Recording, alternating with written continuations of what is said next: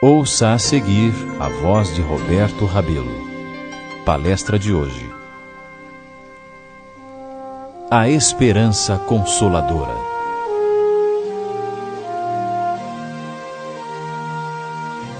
Por que estais olhando para as alturas?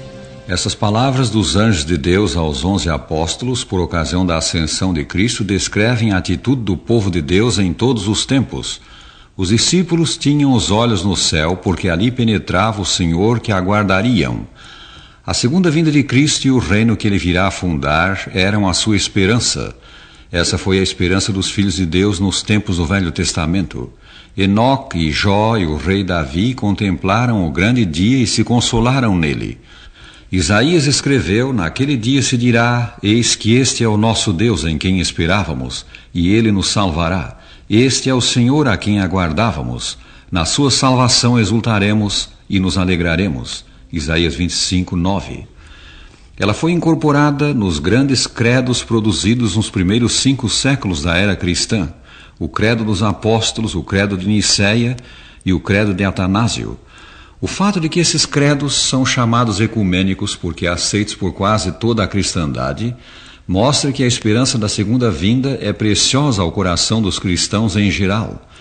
Quem não sabe de memória as palavras do credo dos apóstolos que Philippe Schaff chamou o credo dos credos?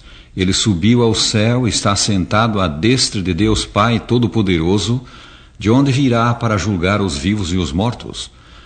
A propósito, amigos, se a esperança da segunda vinda de Cristo recebeu tal ênfase nos primeiros séculos da existência da Igreja, por que lhe damos tão pouco destaque hoje? Temos nós outro sol que ilumina o futuro? A doutrina da volta de Cristo e do seu reino tem um sólido fundamento. Ela é um dos mais claros ensinos das Escrituras. Disse que só no Novo Testamento é mencionada mais de 300 vezes e em todo o livro sagrado 2.500 vezes. Quão clara e consoladora é a promessa do próprio Senhor feita um pouco antes da sua volta para o céu: não se turbe o vosso coração. Credes em Deus, crede também em mim. Na casa de meu pai há muitas moradas. Se assim não fora, eu vou-lo teria dito, pois vou preparar-vos lugar. E quando eu for e vos preparar lugar, voltarei e vos receberei para mim mesmo, para que onde eu estou estejais vós também. São João 14, 1-3. A segunda vinda de Cristo será diferente da primeira. Na sua primeira manifestação, Jesus veio só. Na segunda, ele trará consigo as hostes celestes. Todos os anjos de Deus o acompanharão. E lembremos, esses gloriosos habitantes do céu são milhares de milhares e milhões de milhões. Por que é a segunda vinda de Cristo assim preciosa aos cristãos? Porque só ao voltar o Senhor consumará ele a obra que empreendeu em prol do homem. A sua primeira vinda trouxe um bem espiritual de valor inestimável. Ela pôs ao alcance do homem pecador o perdão de Deus e a libertação da tirania do pecado. Deu-nos também uma esperança gloriosa.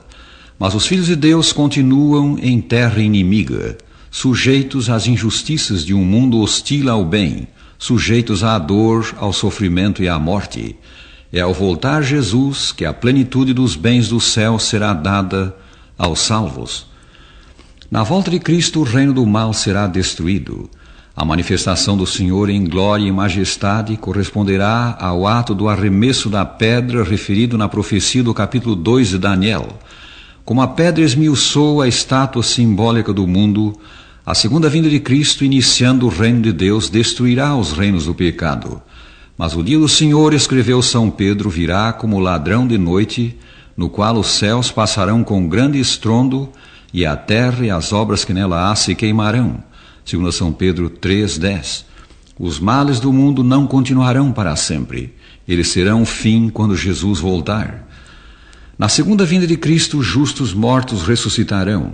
Através da largura e comprimento da terra soará a voz do doador da vida, ordenando: despertai, os que habitais no pó. E os filhos de Deus de todos os tempos se erguerão das tumbas para a vida imortal. Que dia aquele, amigos! Quem de nós não chora algum ente querido? Mas o cristão tem esperança. O Salvador virá para reclamar os seus. São Paulo diz: não queremos, porém, irmãos, que sejais ignorantes com respeito aos que dormem, para não vos entristecerdes como os demais que não têm esperança. Porquanto o Senhor mesmo, dada a sua palavra de ordem, ouvida a voz de arcanjo e ressoada a trombeta de Deus, descerá dos céus e os mortos em Cristo ressuscitarão primeiro. 1 aos Tessalonicenses 4, 13 e 16. O apóstolo acrescenta: consolai-vos, pois, uns aos outros com essas palavras. A ressurreição dos mortos é o consolo do céu para o mal da perda de entes queridos. Ela é a esperança que temos em face da morte, e a ressurreição virá quando Jesus voltar. Na segunda vinda de Cristo, os justos vivos serão transformados. Num momento, num abrir e fechar de olhos ao ressoar da última trombeta, a trombeta soará, os mortos ressuscitarão incorruptíveis, e nós seremos transformados. 1 Coríntios 15, 51 e 52.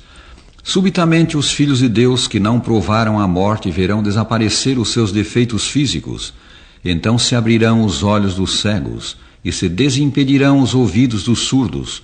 Os coxos saltarão como servos e a língua dos mudos cantará. Isaías 35, 5 e 6. Prezado amigo, Jesus voltará e o dia da sua vinda está próximo. Estás preparado para o encontrar? Quão amargo seria perder o bem dos bens, a bem-aventurança eterna. Apodera-te dele, crendo em Jesus e recebendo-o no teu coração, pois todo o que nele crê não perece, mas tem a vida eterna.